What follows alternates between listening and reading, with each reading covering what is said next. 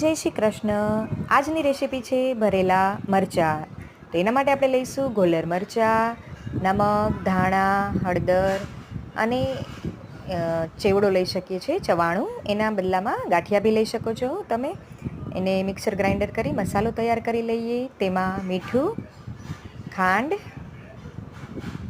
હળદર, હિંગ અને ધાણા ભાજી એડ કરી મસાલાને મિક્સ કરી દઈશું અને એક લીંબુ એડ કરીએ, લીંબુનો રસ. મસાલો તૈયાર થઈ જાય એટલે આપણે મરચાંમાં ભરી લઈશું. મરચાંમાં વચ્ચે કાપો કરી અને મસાલો એડ કરીએ. એમાં એક પેનમાં પાણી લઈ મરચાંને સ્ટીમ કરવા રાખી દઈએ છીએ. જોઈ શકો છો મરચાંમાંથી મસાલો બહાર ના નીકળે. વ્યવસ્થિત રીતે મરચાંને અરેન્જ કરી દઈએ અને કવર કરી પેનને.